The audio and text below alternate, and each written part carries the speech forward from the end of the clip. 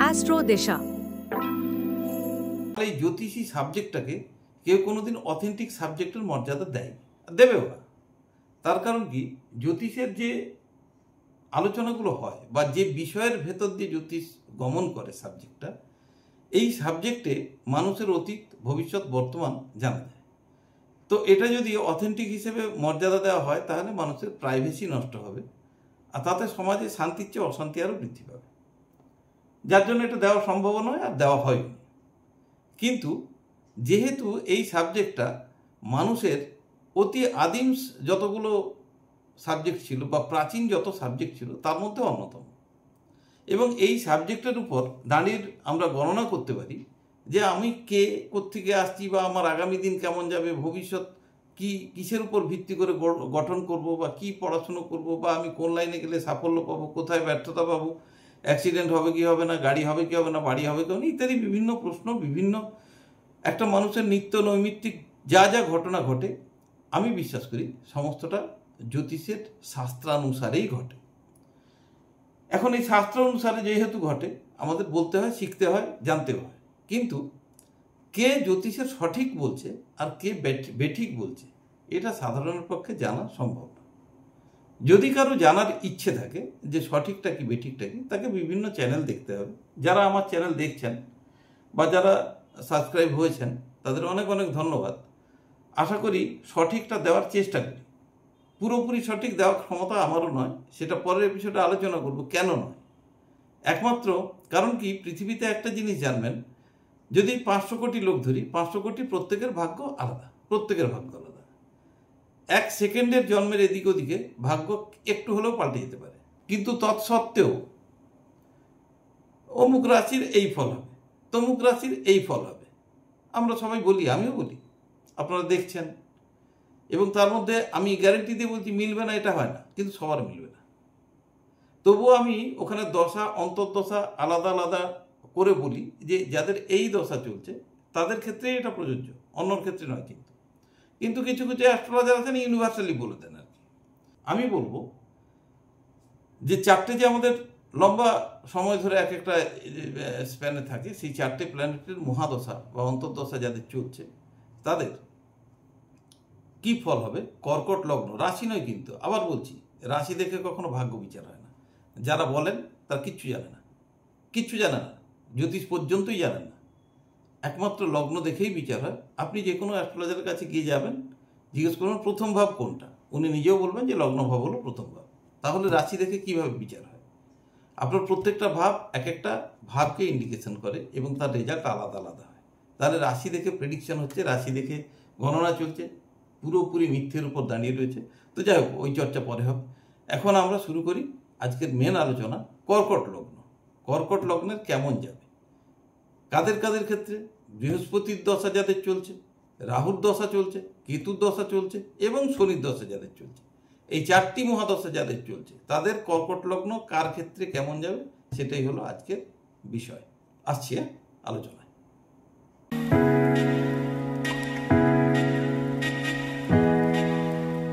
নমস্কার, আমি বিশ্বজিৎ, আর আপনারা দেখছেন অ্যাস্ট্রো দিশা। আপনাদের সবাইকে স্বাগত জানাই। আমরা আজকে বলেইছি যে আলোচনা করব যার মহাদশা যা চলছে সেই অনুসারে। কারণ কি, আমি বারবার বলি এবং অ্যাস্ট্রোলজির কথাই বলি, সেটা হলো দশাপতি is the prime minister in our life. আমরা রাশি থেকে একমাত্র, অর্থাৎ চন্দ্রের অবস্থান থেকে আমরা দশা নির্ণয় করি, এবং প্রত্যেকের রানিং দশা আলাদা আলাদা হয় বা কমনও হতে পারে, কিন্তু ফল আলাদা আলাদা অতি অবশ্যই হতে পারে। কিন্তু আমরা যে ফলটা বলি সেটা ট্রানজিট অনুসারে, গোচর অনুসারে। কারণ কি, গোচর পারমিট না করলে কোনো ফল পাওয়া যায় না। তো এখন আমরা দশা এবং মহাদশা বা অন্তর্দশা অনুসারে এই ফলগুলো বলে থাকি। যদি কারু কর্কট লগ্নের জাতক, প্রথমে আসি রাহুর মহাদশা বা অন্তর্দশা।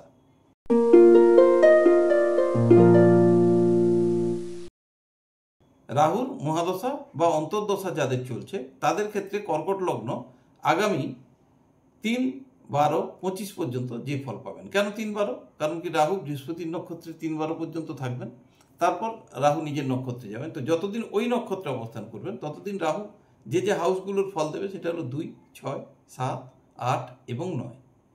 2, 6, 7, 8 এবং 9 এই ফলগুলো ঘরগুলোর ফল পাবেন। ফলে রাহুর যে দশা বা অন্তর্দশা যাদের চলছে তাদের, কর্কট লগ্ন যাদের, তাদের এই সময়টা খুব একটা ভালো আমি বলবো না, সাবধানে থাকাটা উচিত। কারণ কি, সপ্তম অষ্টম যুক্ত হওয়ার জন্য আপনারা সমস্যায় আছেন, অর্থাৎ বিভিন্ন ধরনের আনওয়ান্টেড বা হঠাৎ হঠাৎ সমস্যা আপনাদের জীবনকে ব্যতিব্যস্ত করে রাখছে। সাংসারিক হতে পারে বা বাইরের হতে পারে, একটা ব্যতিব্যস্ত অবস্থার মধ্যে আপনাদের এখন সময়টা যাচ্ছে। ষষ্ঠ ভাবের সাথে যুক্ত থাকার জন্য অধিক পরিশ্রম, অর্থাৎ কায়িক পরিশ্রম অত্যন্ত বেড়ে গেছে।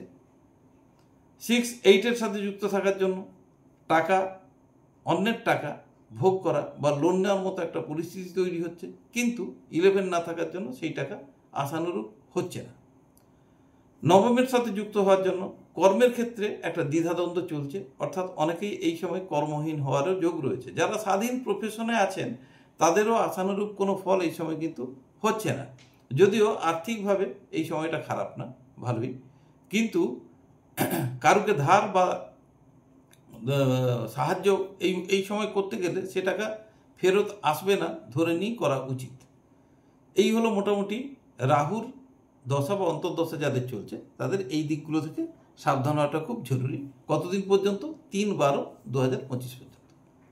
আসছি জুপিটার বা বৃহস্পতির যাদের মহাদশা বা অন্তর্দশা চলছে।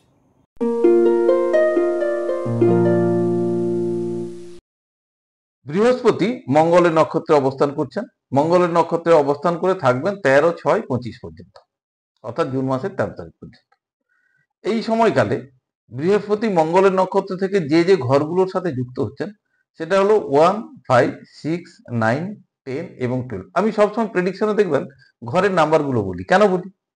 যাতে ট্রান্সপারেন্সি থাকে, অর্থাৎ আমি প্রেডিকশন যেটা করছি কেন বলছি তার একটা লজিক থাকবে, তার একটা যুক্তি থাকবে, হাওয়াবাজি নয়। এই যুক্তিতেই আমি বলছি। এবং কৃষ্ণমূর্তি পদ্ধতির যে কোনো বইয়ে আমি যে কথাগুলো বলি সেগুলো যারা পড়েন তারা মিলিয়ে নেবেন, কোনো অসুবিধে নেই। যখন একটা হাউসের সাথে আর একটা হাউস মিলে যায় তখন একটা রেজাল্ট বের হয়। যেমন 2, 7, 11 বিয়ে হয়, 2, 5, 11 বাচ্চার ক্ষেত্রে। এই ধরনের বিভিন্ন ফর্মুলা কিন্তু ওখানে আছে, সেইখান থেকে ফলো করে আমরা কিন্তু প্রেডিকশন করি এবং আমরা নিজেদের বাস্তব জীবনে দেখি মেলে। তো বৃহস্পতি মঙ্গলের নক্ষত্রে থাকলে জুনের 13 তারিখ পর্যন্ত যে পজিশনটা আছে তার মধ্যে 6, 9, 12 অর্থাৎ এই সময়ে বারবার দূর ভ্রমণ বা কোনো ধর্মীয় স্থানে ভ্রমণ এই সময় অস্বাভাবিক নয়, খুবই সম্ভাবনা রয়েছে। দশমের সাথে যুক্ত, অর্থাৎ প্রফেশন বা চাকরি বাকরি বা কেরিয়ার তৈরি করার জন্য বিদেশ ভ্রমণ এই সময় হওয়ার সম্ভাবনা প্রবলভাবে রয়েছে, খুব সাংঘাতিকভাবে রয়েছে। শুধু তাই না, যেহেতু পঞ্চম ভাবের সাথে যুক্ত, নবম ভাবের সাথে যুক্ত, সেই হেতু স্বাধীন প্রফেশন যারা করেন দশম স্থানে যুক্ত হওয়ার জন্য তারাও মর্যাদা এই সময় পাবেন, অর্থাৎ সম্মানিত হবেন এই সময়। আবার কিছু কিছু ব্যক্তির ক্ষেত্রে নবম এবং দশম অন্য ফলও দিতে পারে। সেটা হলো যে কর্ম করছেন সেই কর্ম পরিবর্তিত হতে পারে, কিন্তু কর্মহীন হওয়ার এই মুহূর্তে যোগ নেই, কারণ কি দশম স্ট্রংলি সিগনিফাই করছে।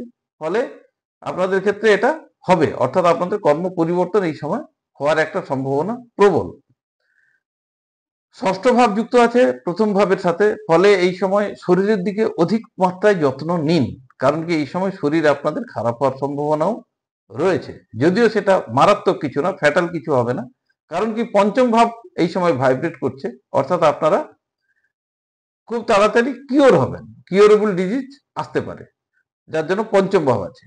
পঞ্চম এবং দশমের সাথে যুক্ত থাকার জন্য যারা ক্রিয়েটিভ কোনো কাজের মধ্যে যুক্ত আছেন বা ক্রিয়েটিভ কোনো পেশার মধ্যে যুক্ত আছেন তাদের ক্ষেত্রে এই সময়টা ভালো, খুবই ভালো। খেলোয়াড়, সঙ্গীত শিল্পী ইত্যাদি যারা এই সমস্ত বা যারা নাটক করেন বা যারা সিনেমা করেন তাদের ক্ষেত্রে এই সময়টা অত্যন্ত ভালো হবে। কিন্তু একটা জিনিস জানবেন, আশানুরূপ ফল এই সময় হবে না, অর্থাৎ আপনি যতটা আশা করবেন এই সময় সেই রেজাল্টটা পাবেন না, একটু কম পাবেন। সময়ের অপেক্ষা করুন, এই জুন মাসের 13 তারিখ, এরপরেই কিন্তু আবার টাইমটা চেঞ্জ হবে আমি বলবো।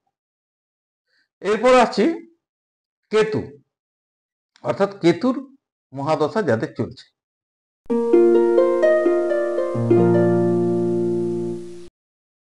যাদের কেতুর মহাদশা চলছে বা অন্তর্দশা চলছে, কেতু এক একটি ঘরে 2.5 বছর করে অবস্থান করেন, রাহু কেতু 180 ডিগ্রি এক্সিসে থাকে। তো কেতু এখন রবি নক্ষত্রে অবস্থান করছে। রবি জুলাইয়ের 10-25-এর মধ্যে কেতু কিন্তু ভেনাসের নক্ষত্রে চলে যাবে। তো রবি এখন সানের নক্ষত্রে আছেন। রবি নক্ষত্রে থাকার ফলে দ্বিতীয় এবং একাদশের সাথে যুক্ত, অর্থাৎ এই সময়টা কেতুর মহাদশা যাদের চলছে তাদের কিন্তু সময়টা ভালো, আর্থিকভাবে ভালো, যে কোনো কাজে আশা পূরণ হচ্ছে, কোনো সমস্যা এই মুহূর্তে ততটা নেই, যদি না দশা অন্তর্দশা খুব জ্বালি না খায়। মোটামুটি ভালো পজিশন যাচ্ছে এই সময়। এরপর কেতু যাবে শুক্রের নক্ষত্রে, সেখানে আরো ভালো হবে। অর্থাৎ যাদের কেতুর মহাদশা বা অন্তর্দশা চলছে, কর্কট লগ্নের জাত ব্যক্তিদের, ভেনাসের ঘরে গেলে ভেনাস কি করবে, 2-4-11 যুক্ত হয়ে যাবে। ফলে 2-4-11 মানে আর্থিকভাবে আরো স্থিতি, সুখের বৃদ্ধি ঘটবে। যে কোনো কাজে হাত দিন, সেখানে সাফল্য আর সাফল্য, সাংসারিক সুখ থেকে শুরু করে, পারিবারিক সুখ থেকে শুরু করে, সামাজিক সুখ থেকে শুরু করে সমস্ত ধরনের সুখ কিন্তু এই সময় আপনাদের কপালে জুটবে। আর্থিক সুখের ব্যাপারে বলি, আর্থিক সুখও ঢুকবে। স্থাবর এবং অস্থাবর সম্পত্তির বৃদ্ধি ঘটবে। সন্তান সুখ থেকে আপনারা বঞ্চিত হবেন না, এই সময় ভালো যাবে আপনাদের সময়। ফলে এই সময়ের সঠিক ব্যবহার আপনারা করুন, তাতে আপনাদের ভালো হবে। ভেনাসের পাঠ চলবে বেশ কিছুদিন ধরে, ফলে অনেকদিন ধরে আপনারা এই সুখটা পাবেন। আপাতত কয়েক মাস তো স্থায়ী থাকতেই, আনন্দ করুন। আসছি শনির মহাদশা বা অন্তর্দশা যাদের এখন চলছে, অর্থাৎ কর্কট লগ্ন যাদের শনির মহাদশা বা অন্তর্দশা চলছে তাদের ক্ষেত্রে।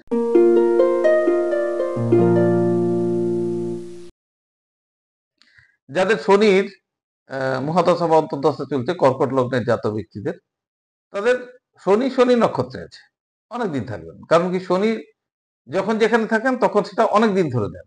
সুখ দিলে অনেকদিন ধরে, দুঃখ দিলে অনেকদিন ধরে, সমস্যা দিলে অনেকদিন ধরে। তো শনি এখন যে অবস্থানে আছেন তাতে কর্কট লগ্নের জন্য সপ্তম, অষ্টম এবং নবম ঘরের সাথে যুক্ত।